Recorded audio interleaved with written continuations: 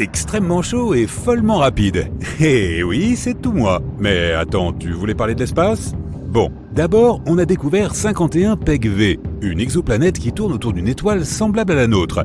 Une exoplanète est une planète en dehors de notre système solaire qui tourne autour d'une étoile qui n'est pas le Soleil. Cette planète est complètement différente de tout ce que nous avons trouvé jusqu'à présent. Elle a presque le même diamètre que Jupiter, mais la moitié de la masse de cette géante gazeuse. Il ne faut que 4 jours à cette exoplanète pour tourner autour de son étoile, ce qui nous a paru incroyable. C'était définitivement trop rapide pour quelque chose d'aussi massif. Et puis les scientifiques ont commencé à découvrir ce qu'ils ont nommé des Jupiters chauds partout dans l'espace. De nombreuses géantes gazeuses brûlantes se trouvaient à seulement quelques millions de kilomètres de leur étoile. Parfois, 2 ou 3 corps spatiaux orbitaient de très près autour de leur étoile, et beaucoup étaient plusieurs fois plus gros que la Terre. Les systèmes solaires où ils ont trouvé ces Jupiters chauds ne ressemblent pas aux nôtres. Nous avons un système bien ordonné, avec des petites planètes rocheuses à l'intérieur et de grosses géantes gazeuses à l'extérieur. Et presque toutes orbitent paisiblement autour du Soleil, en suivant leur propre trajectoire. Tout est donc en ordre. Lorsqu'une étoile se trouve dans la première phase de sa formation, elle crée un disque de gaz, de débris et de poussière autour d'elle. On appelle ça un disque d'accrétion. Ces gaz sont lentement attirés vers l'étoile en raison de ses forces gravitationnelles, et cela conduit à une sorte de tourbillon stellaire. Les parties extérieures du disque sont plus denses en gaz que le centre. Avec le temps, l'effet tourbillon devient encore plus puissant. La même chose se produit avec les Jupiters chauds, ce qui fait que ces géantes gazeuses se mettent à orbiter beaucoup plus vite que normalement. Cela les entraîne aussi vers leur étoile en une spirale de plus en plus étroite. Heureusement, notre Jupiter n'est pas devenu un Jupiter chaud. Notre géante gazeuse a commencé sa vie sous la forme d'un astéroïde glacé de la taille de la Terre, ce qui est différent de la façon dont les Jupiters chauds se forment habituellement. À l'époque de sa prime enfance, Jupiter était environ 4 fois plus éloigné du Soleil qu'aujourd'hui, quelque part entre Uranus et Neptune. Environ 2 à 3 millions d'années après sa formation dans le disque d'accrétion de notre Soleil, Jupiter a entamé une phase de 700 millions d'années que les astronomes appellent le Grand Tac. Le tac, ou virement de bord, est la manœuvre qu'effectue un bateau lorsqu'il se dirige vers une bouée et qu'il la contourne en glissant. Ensuite, il accélère et se dirige vers l'endroit d'où il vient. C'est donc ce que Jupiter a commencé à faire. Et dans ses migrations orbitales de plus en plus serrées, la gravité de cette planète aurait pu déplacer de nombreux astéroïdes et autres corps spatiaux, déformer les orbites des grandes planètes et provoquer des collisions et le chaos. Le grand tac de Jupiter aurait détruit de nombreux corps spatiaux. C'est un scénario qui aurait pu arriver, mais heureusement, Jupiter a changé de cap et est devenue la géante gazeuse pacifique que l'on connaît. Neptune, Uranus et Saturne se sont elles aussi lancées dans ce processus chaotique. Saturne est même devenue si grosse que sa gravité a commencé à éloigner Jupiter de son orbite. Mais après un certain temps, les orbites de ces géantes gazeuses se sont stabilisées. Ensuite, elles ont réussi à évacuer les gaz qui subsistaient entre elles. Et comme ces gaz servaient en quelque sorte de carburant pour la migration des planètes, Jupiter et Saturne ont finalement pu s'installer sur les orbites stables que nous leur connaissons aujourd'hui. De temps en temps, Jupiter peut encore envoyer 1 ou 2 astéroïdes glacés sur les planètes intérieures. Lorsque notre planète était plus jeune, cela a même pu être l'un des processus ayant participé à la formation des océans. Mais Jupiter est beaucoup plus calme aujourd'hui. Les forces gravitationnelles de Saturne ont modéré la situation et la maintiennent sous contrôle. Maintenant, Jupiter est notre protectrice. Sa masse est 2,5 fois supérieure à celle de toutes les autres planètes de notre système solaire réunies. C'est une sorte de bouclier gravitationnel qui orbite autour de la partie intérieure du système solaire. Jupiter détourne les débris et les astéroïdes loin des planètes intérieures, Mercure, Vénus, Terre et Mars, assurant notre sécurité à tous. Grâce à cela, la Terre a toujours été protégée. Notre planète a donc eu suffisamment de temps pour évoluer vers des formes de vie complexes, et elle n'a pas été détruite par des astéroïdes, des Jupiters chauds ou d'autres corps spatiaux. Jupiter n'est pas la seule planète qui aurait pu entrer en collision avec la Terre. Les scientifiques pensent que Mercure pourrait avoir été impliqué dans un accident avec notre planète. Mercure est la planète la plus intérieure de notre système solaire. C'est la plus proche du Soleil et la plus petite planète existante. Et elle continue à devenir de plus en plus petite. Aujourd'hui, son diamètre est inférieur d'environ 14 km par rapport à sa taille d'il y a 4 milliards d'années. Les scientifiques pensent que cela pourrait être dû au fait que le noyau de cette planète est composé de fer, et ce fer se refroidirait et deviendrait solide. ce qui réduirait lentement la taille de la planète. Mercure est la planète qui compte le plus grand nombre de cratères dans notre système solaire.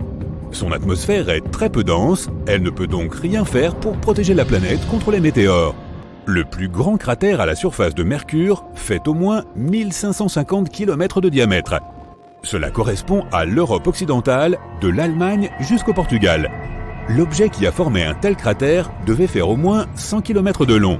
Avec tous ces cratères, Mercure ressemble à notre Lune. Cette planète tourne autour du Soleil plus rapidement que les autres, donc une année sur Mercure dure environ 88 jours terrestres. Cela signifie qu'on y fête son anniversaire tous les 3 mois environ. En même temps, la planète tourne si lentement sur elle-même qu'une journée sur Mercure dure presque 59 jours terrestres. Il faut attendre longtemps avant de pouvoir aller se coucher. Il y a un morceau de Mercure sur notre planète. En 2012, une météorite verte a été trouvée dans un marché du Maroc.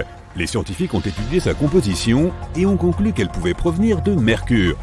Mercure n'a pas de lune, à cause de sa petite taille et de sa faible gravité. De plus, la planète est trop proche du Soleil. Au fait, la seule autre planète sans lune de notre système solaire est Vénus.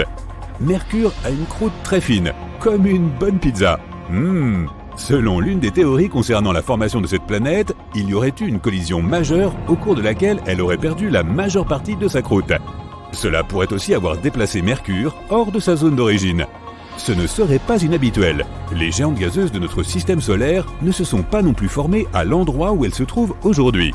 Mercure a aussi une orbite excentrique, ce qui signifie qu'elle pourrait avoir été éjectée de son ancienne orbite et déplacée sur une nouvelle. Les scientifiques pensent aussi que Mercure a pu entrer en collision avec la Terre dès débuts. Selon une théorie, c'est ainsi que la Lune se serait formée, à partir de toute la matière qui se serait envolée lors de l'énorme collision. Il pourrait même y avoir eu des morceaux de la croûte de Mercure dans le mélange. Les exoplanètes Kepler 107b et Kepler 107c orbitent autour d'une étoile similaire à notre Soleil dans le système Kepler 107. Cette étoile se trouve à environ 1700 années-lumière de nous. Ces planètes ont des tailles presque identiques, toutes deux ayant un rayon faisant 1,5 fois celui de la Terre. Mais l'une d'entre elles, Kepler 107c, est presque 3 fois plus dense que l'autre. C'est parce que leurs compositions sont différentes. Certains scientifiques pensent que Kepler 107b est moins dense car elle serait un jour entrée en collision avec une autre planète inconnue.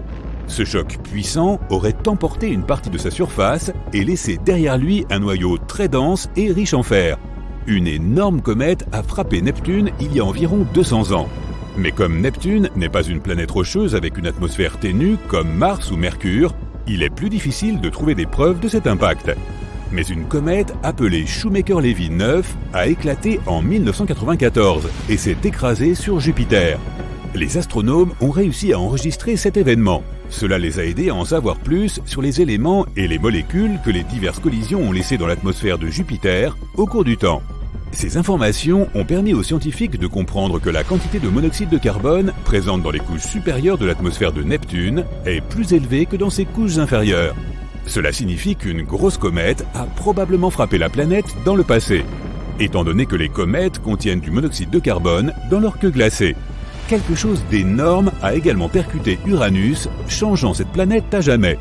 Un objet spatial 2 fois plus grand que la Terre a heurté la géante de glace. Cela lui a donné l'inclinaison qu'on lui connaît. On dirait qu'elle tourne couchée sur le côté. Uranus est extrêmement froide, bien plus froide que ce qu'elle est censée être. Cela pourrait signifier que l'objet qui l'a percuté était une jeune protoplanète composée de glace et de roches. De plus, certains des débris de cette collision ont peut-être créé une fine enveloppe autour d'Uranus. Cette enveloppe retient encore la chaleur qui provient du noyau. D'étranges impulsions d'énergie bombardent toute notre galaxie et elles proviennent de l'autre côté de l'univers. Au cours de la dernière décennie, les scientifiques ont observé des éclairs de lumière bizarres se dirigeant vers notre planète. Ce phénomène s'appelle sursaut radio rapide ou FRB. Ces signaux traversent quelques milliards d'années-lumière de poussière et de gaz. C'est un chemin plutôt long. Jusqu'à présent, personne n'a découvert ce qui est à l'origine de ces sursauts. Les scientifiques ne cessent de découvrir de nouvelles planètes qu'ils appellent des super-terres. Il s'agit d'une classe de planètes à la fois plus massive que la Terre, mais aussi bien plus légère que les géantes de glace, comme Uranus et Neptune. Les super-terres peuvent être faites de roches, de gaz ou d'une combinaison de ces deux éléments. Elles sont souvent 2 fois et même jusqu'à 10 fois plus grosses que la Terre. Elles sont intéressantes à étudier, mais un peu trop éloignées de nous. Elles sont assez courantes en dehors de notre système solaire, de la même façon que d'autres planètes remarquables, comme les mini-Neptunes. Celles-ci peuvent être des naines gazeuses, des géantes de glace ou bien d'énormes corps rocheux. Il est vrai que nous n'avons rien de tout cela dans notre système planétaire. Mais il y a une chose que nous avons que les autres n'ont pas, Jupiter. C'est l'objet le plus grand et le plus lourd en orbite autour de notre Soleil. Cette reine des planètes possède une force puissante qui domine notre système solaire. Jupiter est connu pour manger des planètes. Une protoplanète l'a percutée il y a environ 4,5 milliards d'années, quand Jupiter était encore une jeune planète à ses débuts. Cette protoplanète était 10 fois plus massive que la Terre et était composée de glace et de roches. La collision a été colossale. Le noyau de Jupiter s'est brisé, puis l'hélium et l'hydrogène se sont mélangés à des matériaux plus compacts. Avec le temps, les matériaux lourds se sont redéposés dans le noyau dense pour donner ce que nous connaissons aujourd'hui. Et si elle a déjà avalé une planète, elle pourrait tout à fait recommencer. On soupçonne que notre système solaire contenait autrefois beaucoup plus de grandes planètes qu'il n'en a aujourd'hui. Par exemple, l'espace est plutôt vide autour de Mercure de nos jours.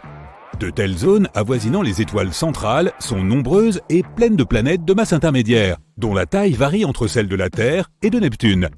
Notre système solaire était un endroit chaotique à ses origines. De jeunes étoiles étaient entourées de disques tourbillonnants de poussière et de gaz, et les planètes se formaient à partir de ces débris, un peu comme les arbres lorsqu'ils émergent du sol.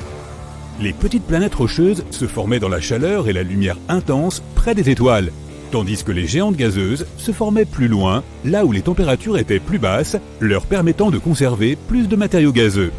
Et même si les planètes de notre système solaire semblent assez stables et paisibles aujourd'hui, si l'on se réfère à leur orbite, elles n'étaient pas aussi calmes auparavant. Certaines planètes n'orbitaient pas en mouvement circulaire, elles avaient des trajectoires oblongues, plus excentriques. Elles se rapprochaient d'abord de leur étoile, puis s'en éloignaient. C'était comme si elles avaient été déséquilibrées par la gravité d'autres planètes sur leur chemin. Il existe une théorie appelée Grand Tac, qui tente d'expliquer ce qui a pu se passer pendant les premiers millions d'années de formation de notre système solaire. À un moment donné, Jupiter, l'une des protagonistes clés, a peut-être été attirée plus près par notre étoile centrale. Après cela, elle est repartie en emportant avec elle un énorme nuage de débris. Cela a pu ressembler à un voilier virant de bord autour d'une bouée, perturbant d'une certaine façon les planètes en train de se former aux alentours. Après la formation complète de Saturne, nos proches voisins du système solaire se sont quelque peu éparpillés. Mais si l'hypothèse du Grand Tac est avérée, Jupiter s'est mis à capturer tout ce qui se trouvait sur son chemin, et ces migrations ont provoqué davantage de collisions dans les parages. Cela expliquerait pourquoi certains astres se sont pulvérisés et dévorés mutuellement. Jupiter a peut-être fourni une partie de l'eau qui compose aujourd'hui nos océans. Elle est aussi escortée de nombreux astéroïdes qu'elle expédie parfois dans l'espace interstellaire ou parmi les planètes de notre système solaire. Elle a même possiblement contribué à l'extinction des dinosaures il y a 66 millions d'années, lorsque l'énorme roche spatiale a frappé la Terre, laissant derrière elle un cratère au large de la péninsule du Yucatan, au Mexique. L'impact a également provoqué des tremblements de terre, des éruptions volcaniques et des tsunamis avec d'énormes conséquences pour la vie de la faune et de la flore terrestre. Personne ne connaît sa provenance. On ne sait même pas s'il s'agissait d'un astéroïde ou bien d'une comète. Une théorie indique que ce pourrait être une comète provenant du nuage d'Oort, composé de débris glacés et situé quelque part à la périphérie de notre système solaire. Elle aurait pu être déviée de sa trajectoire par Jupiter et sa puissante force gravitationnelle. Ainsi, notre système solaire ressemblait à une sorte de flipper où Jupiter, la plus grosse planète, précipite les comètes en approche sur des orbites passant aux abords du Soleil. Une fois à proximité, elles peuvent subir de puissantes forces de marée qui les brisent en morceaux jusqu'à finir en éclats de comètes. Cet événement a marqué le début du règne de nos ancêtres, les mammifères. Cela signifie que sans Jupiter, nous ne serions peut-être pas là, et la Terre non plus. Il semblerait donc que la plus grosse planète du système solaire soit arrivée en force, détruisant des planètes plus anciennes et ouvrant la voie à des mondes plus petits comme le nôtre. Jupiter a pu être la raison pour laquelle nous ne pouvons pas trouver la planète 9 à l'heure actuelle. Les scientifiques estiment qu'elle existe et qu'elle pourrait se cacher quelque part au-delà de Neptune, mais pas plus loin que Pluton. Il y a 3 zones dans notre système solaire: les planètes intérieures, les planètes extérieures et tout ce qui se trouve au-delà. La mystérieuse planète pourrait avoir la taille de la Terre ou de Mars. Elle aurait tournoyé parmi les géantes gazeuses avant d'être finalement balayée vers la limite externe de notre système solaire, voire même quelque part dans l'espace profond. Jupiter est zébré en raison des différences de température, de gaz atmosphérique et de composition chimique. Les scientifiques pensaient auparavant que la source de ces différences de couleurs était le redoutable vent atmosphérique et les matières circulant entre les couches de l'atmosphère. On sait maintenant que les bandes de couleur claire, appelées aussi zones, indiquent l'endroit où le gaz s'élève. A l'inverse, les bandes de couleur sombre, que l'on appelle ceintures, révèlent où le gaz s'enfonce. Les lunes de Jupiter pourraient aussi causer ces rayures car elles tirent sur ces cellules de convection atmosphérique. Au centre de Jupiter se trouve un noyau dense et liquide composé d'hélium et d'hydrogène métallique mêlés à d'autres éléments plus lourds et dissous. En s'éloignant de son centre, la température et la pression à l'intérieur de la planète diminuent. Ainsi, l'intérieur liquide laisse place au gaz de l'atmosphère, à nouveau principalement de l'hélium et de l'hydrogène. Personne ne sait à quelle profondeur se trouve cette frontière liquide-gazeuse, mais la planète est probablement entièrement liquide à quelques milliers de kilomètres sous ses sommets de nuages. Jupiter serait encore plus grande que d'autres géantes comme Saturne si l'on pouvait lui retirer ses gaz. On qualifie parfois Jupiter d'étoile ratée, alors que ce n'est pas tout à fait ça. Elle est principalement composée d'hydrogène comme les étoiles, mais elle n'est pas encore assez massive pour déclencher des réactions thermonucléaires dans son noyau, ce qui à terme achèverait de la transformer en véritable étoile. En théorie, tout objet peut devenir une étoile si on y ajoute assez de matière. Avec une masse suffisante, la température et la pression interne augmenteront jusqu'à déclencher des réactions thermonucléaires. Pour transformer Jupiter en une étoile comme le Soleil, il faudrait la rendre 1000 fois plus massive. Mais pour former une naine rouge qui est plus froide, il nous faudrait augmenter sa masse de 80 fois seulement.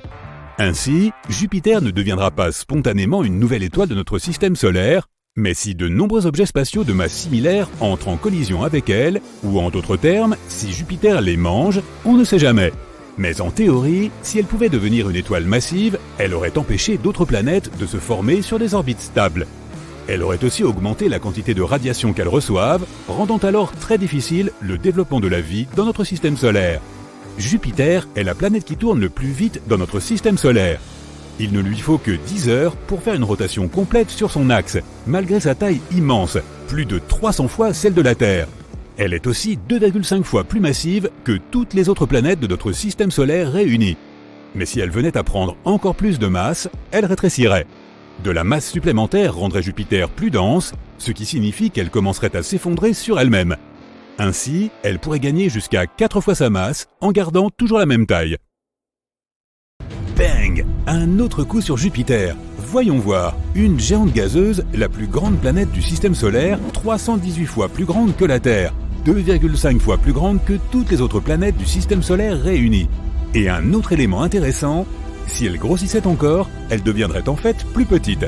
Avec plus de masse, la planète serait plus dense, ce qui la conduirait à se ramasser sur elle-même. Les scientifiques affirment que Jupiter pourrait avoir une masse 4 fois plus importante tout en gardant la même taille. Il lui faut 10 heures pour faire une rotation complète sur son axe. C'est la planète qui tourne le plus vite dans notre système solaire et elle se fait heurter par de nombreux objets spatiaux en permanence. Ce phénomène a été découvert par des astronomes amateurs qui observaient Jupiter et ont vu un flash inhabituel à la surface de la planète. Les impacts provoquent des flashs comme celui-ci et pour une raison quelconque, Jupiter subit plus d'impacts que les autres planètes. En 1994, les astronomes ont découvert Shoemaker-Levy 9, une comète qui s'est brisée et est entrée en collision avec la géante gazeuse. La comète d'origine avait à peu près la taille de l'astéroïde qui a anéanti les dinosaures, mais elle s'est brisée en plus de 20 fragments qui ont assombri la surface de la planète et ce pendant des mois. 15 ans plus tard, en 2009, les astronomes ont vu une tache noire sur Jupiter de la taille de la Terre.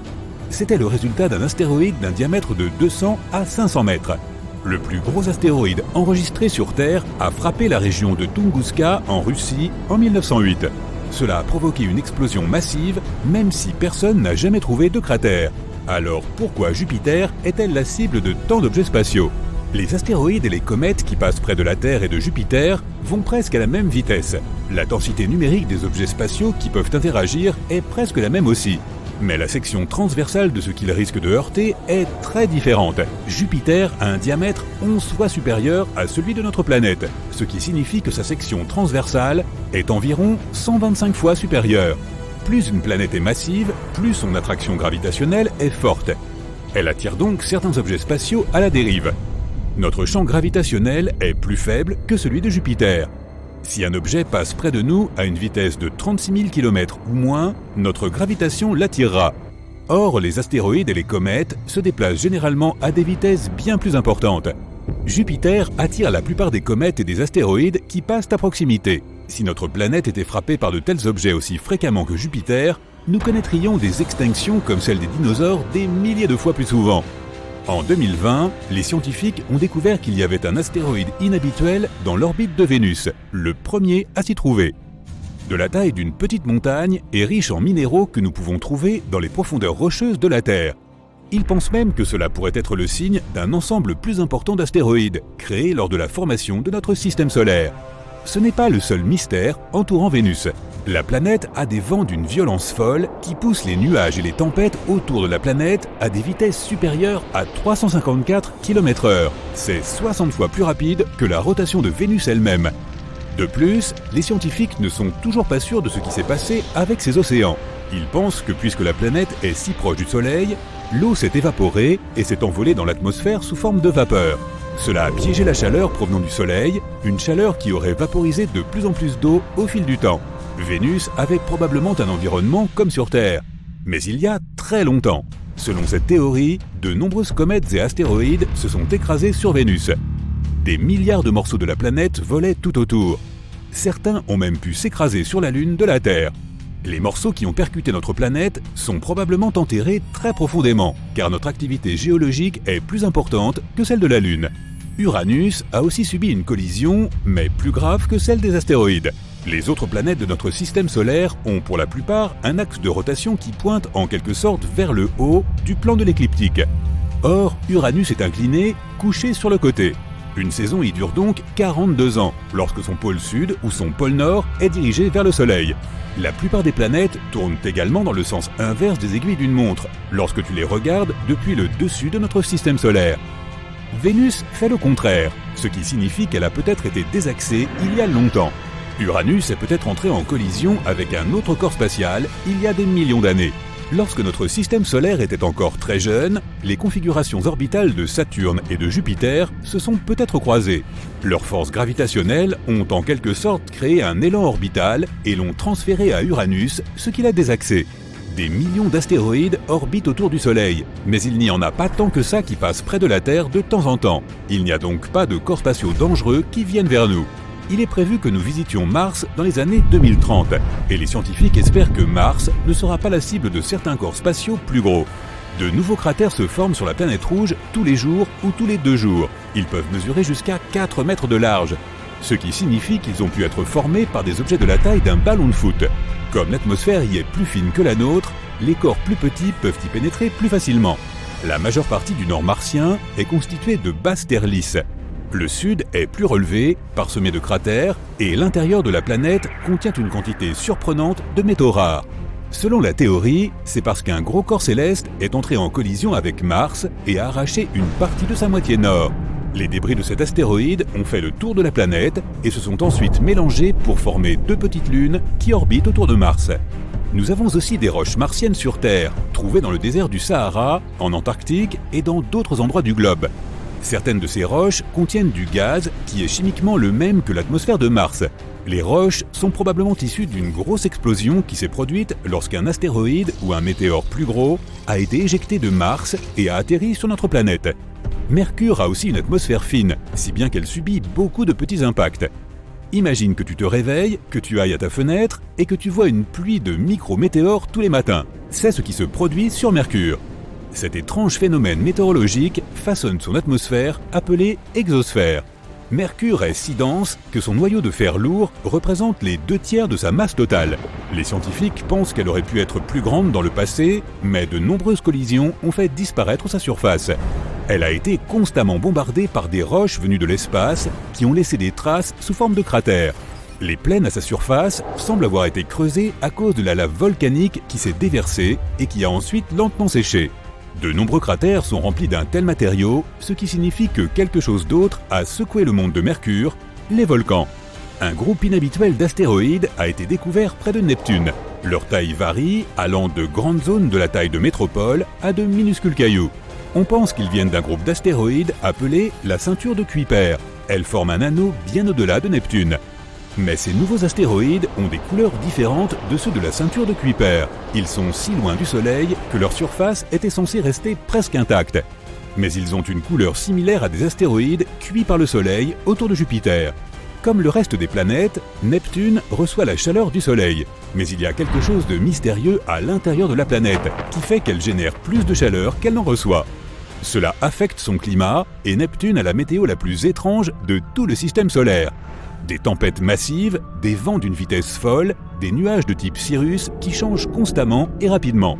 Il y a des taches sombres qui vont et viennent dans son atmosphère. Nous recevons 1000 fois plus de lumière solaire que Neptune. Les géantes gazeuses comme Saturne et Jupiter peuvent protéger notre planète des astéroïdes. Sans elles, les gros impacts qui ont créé suffisamment de débris pour former les lunes et d'autres planètes se produiraient plus souvent. Un énorme astéroïde se dirige actuellement vers Saturne et pourrait croiser au large de la Terre en 2031. Il est plus de 10 fois plus gros que l'astéroïde qui a anéanti les dinosaures. Titan, l'une des lunes en orbite autour de Saturne, 80% plus massive que notre propre Lune, est en fait la seule lune de notre système solaire qui ait une atmosphère. Elle est 1,5 fois plus épaisse que la nôtre et se compose principalement d'azote comme notre atmosphère. Personne ne sait d'où vient tout cet azote. Cependant, contrairement à Saturne et à la plupart des autres endroits de notre système solaire, sa Lune a un réel potentiel pour accueillir la vie.